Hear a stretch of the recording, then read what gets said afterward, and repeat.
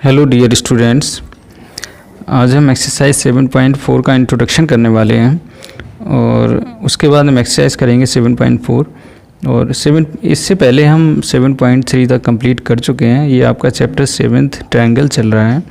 Class 9th maths NCERT से हम इसको कर रहे हैं और आपको हमने जितने भी कॉन्ग्रुएंस रूल थे वो सारे पढ़ा दिए हैं, सारे बता दिए और उन पे एक्सरसाइज जो थी वो भी बता दी। अब जो है ये जो है inequalities of in a triangle, जो इनइक्वालिटीज़ पे बेस्ड ये एक्सरसाइज होगी आपकी 7.4। तो हम इसका सबसे पहले इंट्रोडक्शन कर लेते हैं। इसमें ज़्यादा कुछ नहीं, आपकी 3 थ्योरम हैं, उनको आप उनका यूज़ करोगे इस एक्सरसाइज में और इनका प्रूफ नहीं आता है। आपको बस ये समझना है कि क्या थ्योरम कह रही है, उसके अकॉर्डिंग क्वेश्चन में क्या करना है। प्रूफ नहीं आता है इनका, इस पे बेस्ड कुछ क्वेश्चन आएंगे आपके। तो चलिए हम फर्स्ट थ्योरम देखते हैं, इनइक्वालिटीज़।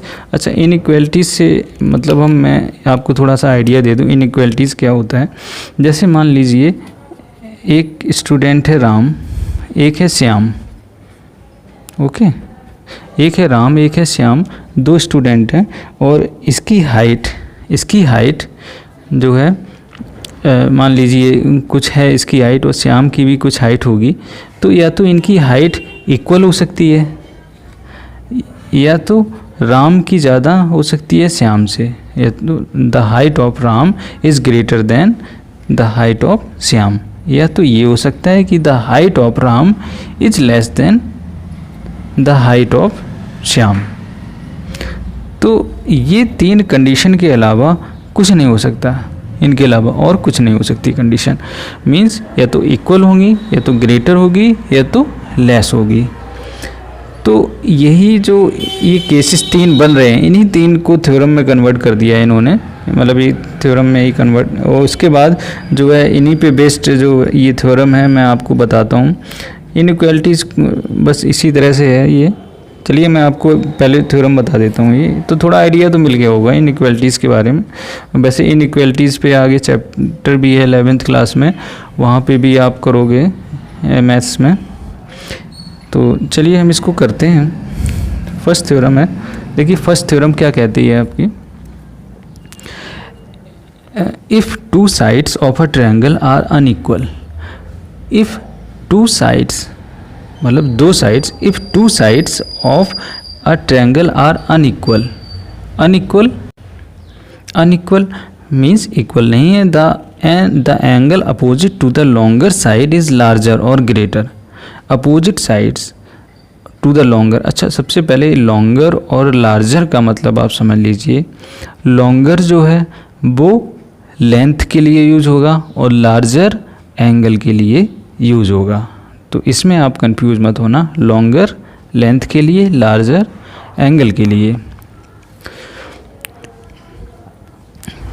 तो 2 sides of a triangle are unequal, unequal यहाँ पे बात हो रही है। अब जैसे इक्वल की हम बात करें तो इक्वल के बारे में हम पढ़ चुके हैं। मान लीजिए कि एक ट्रायंगल है, इसमें 2 साइड्स इक्वल हैं तो उनके अपोजिट एंगल इक्वल होते थे। ये तो हम ऑलरेडी 7.3 एक्सरसाइज में कर चुके हैं और उन पे बेस्ड क्वेश्चन भी कर चुके हैं।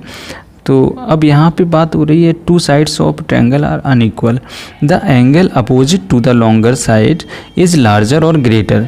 मीन्स अब मान लीजिए ये एक ट्रायंगल है, इसमें एक इसकी लेंथ है 4 सेंटीमीटर, इसकी 3 सेंटीमीटर, इसकी 5 सेंटीमीटर। इसके एंगल भी डिफरेंट हैं, तीनों एंगल भी डिफरेंट हैं। अब देखिए ये जो 5 सेंटीमीटर है, ये वाली लेंथ, ये जो साइड है, इसके सामने का एंगल भी बड़ा होगा। और ये देखिए तीनों साइड्स में ये स्मॉलर साइड है तो इसके सामने का जो एंगल है वो भी स्मॉल होगा। तो यही चीज़ इसमें बोला है कि 2 sides of the triangle are unequal, the angle opposite to the longer side is larger और ग्रेटर। तो फर्स्ट देखिए, if BC is greater than AB, if BC is greater than AB then हम ये कह सकते हैं कि एंगल BC, यहाँ साइड की बात हो रही है, BC is greater than AB, BC बड़ी है साइड है AB से, देन एंगल BAC, तो ये एंगल भी इससे बड़ा होगा। Angle BAC is greater then angle ACB, मतलब ये एंगल इससे बड़ा होगा। तो कुछ नहीं, ये तो जनरल सी चीज़ें हैं, आप पहले भी इन चीज़ों को थोड़ा जान चुके होंगे, पहले भी आपने कहीं ना कहीं इस चीज़ को देखा होगा। तो चलिए यहाँ पे बट ये इनइक्वालिटीज़ के फॉर्म में आज आप पढ़ रहे हो इसको। देखिए तो यहाँ पे यही मैंने बताया है, जो साइड सबसे बड़ी उसके सामने का एंगल जो होगा वो बड़ा होगा, सबसे बड़ा, ठीक। जो छोटी साइड है वो छोटा एंगल होगा। अब यहाँ पे देखिए BC साइड जो है AC से भी बड़ी है, तो हम ये कह सकते हैं angle BAC is greater then angle ABC, ठीक। तो ये चीज़ आप समझ गए होंगे, इसमें कोई डिफरेंट चीज़ नहीं है, इजी है। उसके बाद नेक्स्ट देखिए second, in any triangle the side opposite to the larger angle is longer. तो इसमें भी देखिए इन एन ट्रायंगल, इस ट्रायंगल में बात करें तो ये देखिए 50 डिग्री एंगल, ये 100 है, ये 30 है, टोटल सम 180 होना चाहिए। तो इस तरह से एंगल हैं इसमें। तो देखिए अब angle A is greater then, ये एंगल A बड़ा है, greater than the other two angles B and C। So side BC will be longer, जो BC साइड होगी लॉन्गर साइड होगी other than two sides AC and BC, AC और BC से बड़ी होंगी, ठीक। तो ये भी सेकंड वाली भी फर्स्ट से ही को रिलेटेड है, आप समझ गए होंगे। उसके बाद थर्ड देखिए, थर्ड में बोला है the sum of any two sides, the sum of any two sides of a triangle is greater, always greater होगा देन द थर्ड साइड। मतलब किन्हीं भी दो साइड का अगर आप सम करो वो ग्रेटर होगा थर्ड साइड से। मान लीजिए हम ये दो साइड ले लेते हैं AB और BC, मतलब इसको ले लिया और इसको ले लिया AB और BC, तो AB plus BC is greater than AC हो जाएगा, okay. AB plus BC is greater than AC। अगर हम BC और CA को लेते हैं, BC और इसको, BC plus CA is greater than AB होगा। इन दोनों साइड को लेते हैं तो इन दोनों का सम ग्रेटर होगा BC से। तो यही चीज़ हमने यहाँ पे लिखी है। अब इस पे बेस्ड जो है हम एक एग्जांपल कर लेते हैं, उसके बाद हम एक्सरसाइज की तरफ मूव करेंगे। देखिए example, D is a point on side BC। D जो है एक पॉइंट है साइड BC पे of triangle ABC such that AD is equal to BC such that AD is equal to AC, मतलब AD जो है AC के equal है। So that AB is greater than AD, AB is greater than AD आपको बताना है। तो चलिए हम इसको करते हैं। अब यहाँ पे सिर्फ एक ये गिवन इन्फॉर्मेशन है कि AD is equal to AC और D एक पॉइंट है यहाँ पे ट्रायंगल ABC में। देखिए हम यहाँ पे ये लिख सकते हैं, अब इन ट्रायंगल ADC या DAC, इन ट्रायंगल ADC, इस ट्रायंगल को ले लेते हैं ADC में, तो AD is equal to AC, ये गिवन है।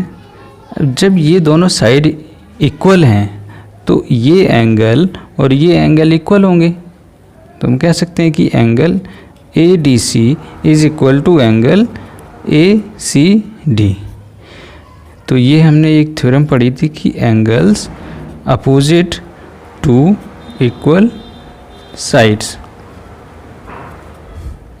Angle opposite to equal sides, then angle. अब देखिए ये वाला जो ADC होगा ये एक्सटीरियर एंगल होगा किसका, ये B और A का, इसका और ये। तो हम ये कह सकते हैं कि angle ADC is an exterior angle for triangle ABD, then angle ADC greater angle ADC, ये वाला एंगल ABD से इससे बड़ा होगा क्योंकि इन दोनों का सम होता है ये, है ना। तो ये एंगल बड़ा होगा इससे ABD से, और ADC ACD के इक्वल है, तो हम ADC की जगह हम ये लिख सकते हैं ACD, ये दोनों इक्वल है। ADC is greater then ABD, ये भी तो हो जाएगा, इससे हमने ये निकाला ABD।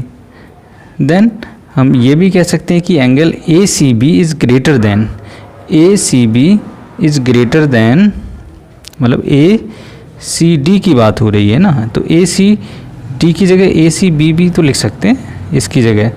एंगल ACB, ये हम यहाँ तक गए, अब हम इससे हम थोड़ा सा और आगे बढ़े B तक। ACB एंगल वही है ACB, देन एंगल A, अब देखिए ABD ये वाला था, AC angle ABC is greater then angle